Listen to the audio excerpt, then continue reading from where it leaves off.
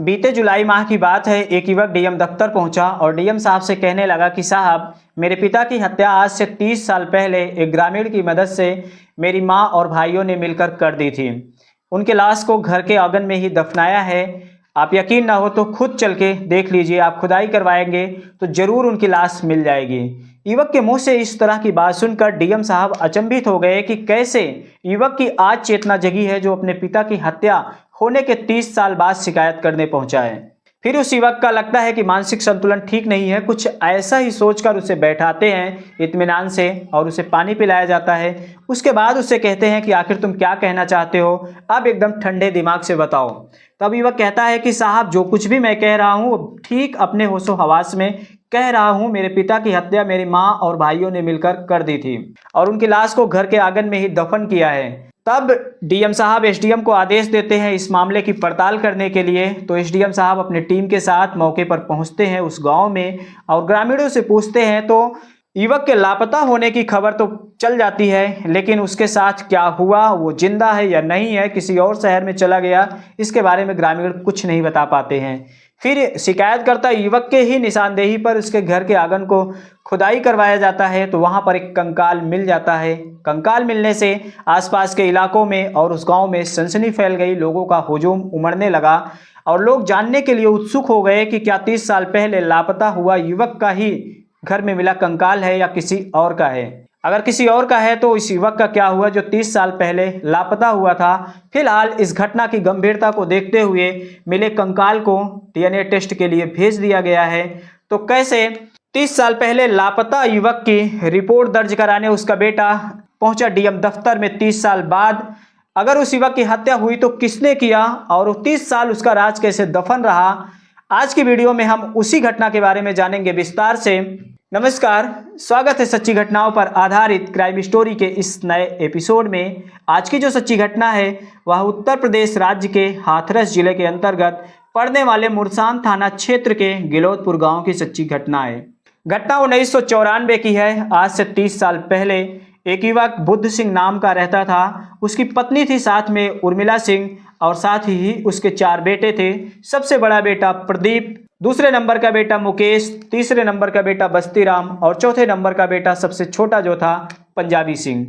आज से 30 साल पहले प्रदीप की उम्र थी करीब 23 साल और सबसे छोटे बेटे पंजाबी सिंह की उम्र थी 9 साल, जो अब पंजाबी सिंह हो चुका है 39 साल का और सबसे बड़ा बेटा 53 साल का हो चुका है।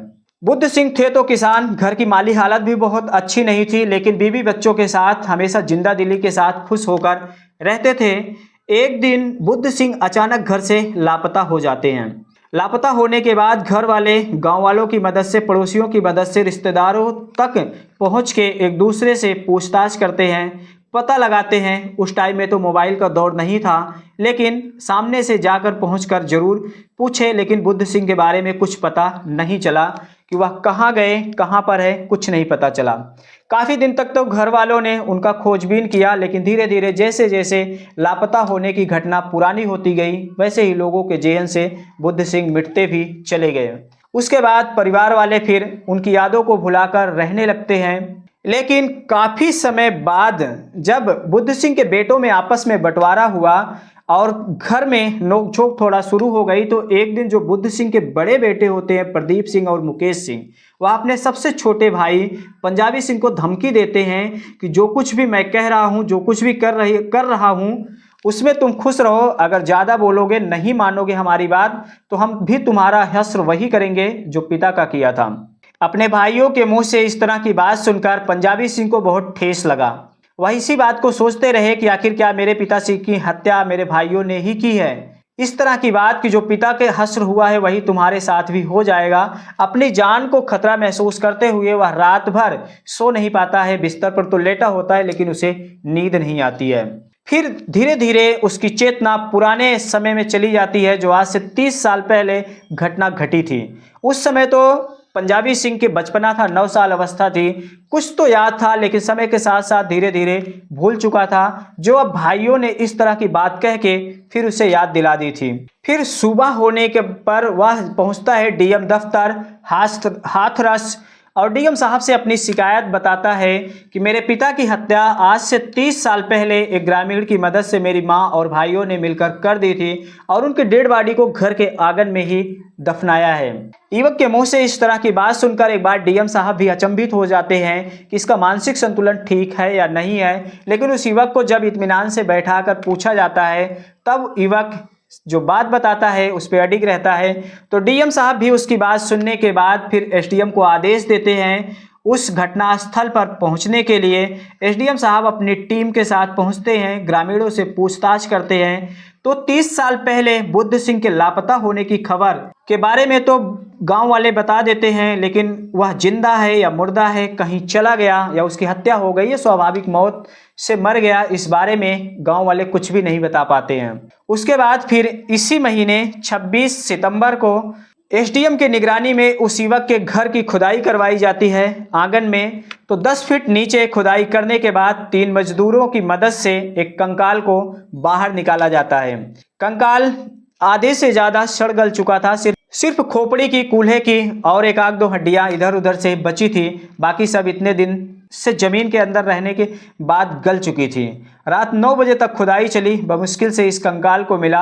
अब कंकाल मिलने की खबर पाकर जो इलाका जहां की यह घटना है, गिलौदपुर गांव, वो उसके आसपास के इलाकों में सनसनी फैल गई। लोगों का हुजूम उमड़ना शुरू हो गया। अब लोग जानने के लिए उत्सुक थे कि क्या 30 साल पहले जो बुद्ध सिंह लापता हुए थे उन्हीं की है, जो कंकाल मिला है उन्हीं का है या किसी और का है। अगर दूसरे का है तो फिर उनका क्या हुआ जो 30 साल पहले लापता हुए थे। फिलहाल कंकाल मिलने के बाद इस घटना की गंभीरता को देखते हुए उसे डीएनए के लिए भेज दिया गया है। साथ ही जो सबसे छोटा बेटा होता है पंजाबी सिंह, उसका भी सैंपल ले लिया गया है डीएनए का मिलान करने के लिए। अब ये रिपोर्ट आएगी तभी पुष्टि हो पाएगी। लेकिन जो इस तरह से उलझी ये घटना है, 30 साल बाद अचानक पंजाबी सिंह अपने पिता की हत्या को लेकर शिकायत करता है, इसमें परत दर परत कई कड़ियाँ जुड़ी है। जो इस प्रकार से है, जो बुद्ध सिंह थे वह बेहद खुशहाल थे, भले ही किसान थे, पत्नी उर्मिला भी थी, 4 बच्चे थे, बड़े मौज से रहते थे। लेकिन बुद्ध सिंह के घर गांव का ही एक युवक होता है राजवीर सिंह नाम का, उसका उस समय आना जाना बढ़ गया।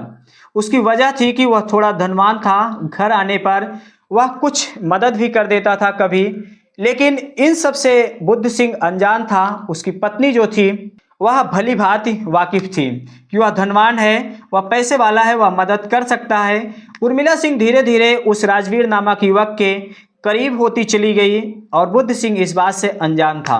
धीरे धीरे जब बुद्ध सिंह को भनक लगी तब एक दिन बुद्ध सिंह ने अपनी पत्नी उर्मिला को बहुत डांटा फटकारा। लेकिन उर्मिला अपने पति की बात मानने की बजाय, डरने की बजाय अब अपने बेटों को भी अपने संग मिला लेती है। और जो उस गांव का युवक था राजवीर, उससे जो कुछ भी पैसा मिलता था, उससे जो कुछ भी खरीदती थी, वह खाने पीने का सामान भी अपने बच्चों को खिलाती पिलाती थी। तो इस तरह बेटों का लगाव माँ की तरफ ज़्यादा हो गया और बुद्ध सिंह अकेला हो गया। तब बुद्ध सिंह के ना रहने पर, उसके अनुपस्थिति में उर्मिला सिंह घर पे अपने उस युवक को बुला लेती और जो उसके बेटे थे वही अपने माँ की सुरक्षा भी करते, बाहर रहकर पहरा देने का काम करते। जब भी पिता को आना होता, कभी देखते दूर से आते हुए तब बता देते, तब माँ सतर्क हो जाती। इस तरह से बच्चों को अपनी तरफ मोड़ के उर्मिला सिंह अपनी मनमानी करती रही। लेकिन बुद्ध सिंह जब एक दिन देख जाता है, रंगे हाथ उर्मिला सिंह को पकड़ लेता है, तब वह साफ साफ राजवीर सिंह को और उर्मिला सिंह को भी हिदायत देता है। लेकिन इसके बाद अपने प्यार में अपने पति को ही अड़चन पाकर उर्मिला सिंह उसके साथ खौफनाक साजिश रचती है, जिसमें अपने बेटों को भी शामिल करती है, साथ ही अपने प्रेमी को भी शामिल करती है। और एक दिन उसके गले में कपड़ा ठूसकर सब लोग मिलकर उसकी हत्या कर देते हैं। और जब हत्या की जाती है तब पंजाबी सिंह की उम्र बहुत कम होती है, लेकिन वह इस तरह से अपने पिता को मरते हुए देख लेता है तो वह डर के मारा रोने लगता है। लेकिन उर्मिला सिंह, उसके भाई और जो प्रेमी उसका था, सब लोग उस बच्चे को डरा धमका देते हैं कि कुछ भी किसी के सामने जुबान मत खोलना, नहीं तो ठीक नहीं होगा। वह लड़का बचपना था, डर जाता है। लेकिन उसके बाद धीरे धीरे बुद्ध सिंह की यादों से सब लोग भूल जाते हैं और वह भी भूल जाता है।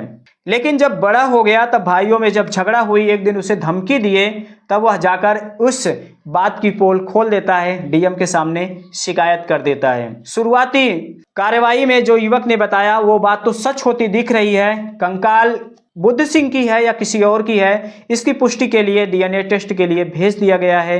लेकिन जिस तरह से युवक ने शुरुआत में जो भी बताया वो सब बातें सच पाई गई है, तो कयास लगाया जा रहा है कि कंकाल जो मिला है बुद्ध सिंह का ही हो सकता है या फिर दूसरे का है। लेकिन इस बारे में तो अभी अंतिम रिपोर्ट आना बाकी है, तभी कुछ कहा जा सकता है। लेकिन 30 साल बाद पिता के मौत की उलझी गुत्थी को एक बेटे ने कैसे सुलझा दिया शिकायत करके, इस बात के इलाके में काफ़ी चर्चा है और लापता युवक के बारे में फिर से लोगों के जेहन में यादें ताज़ा हो गई है। हालांकि अब रिपोर्ट आने के बाद ही सही बात की पता चल सकेगी क्या बुद्ध सिंह ही है या कोई और है। लेकिन इस घटना के बारे में हाथरस एसपी निपुण अग्रवाल का कहना है कि कंकाल बरामद हो गया है और डीएनए टेस्ट के लिए भेज दिया गया है। रिपोर्ट आने के बाद ही पुष्टि हो पाएगी, लेकिन आगे की कार्रवाई जारी है। तो दोस्तों, इस पूरे घटनाक्रम को सुनाने का मकसद किसी का दिल दुखाना, किसी को परेशान करना नहीं है, बल्कि जागरूक करना है। तो आप लोग सतर्क रहें, सजग रहें। मिलते हैं अगले वीडियो में फिर किसी नई घटना के साथ। धन्यवाद।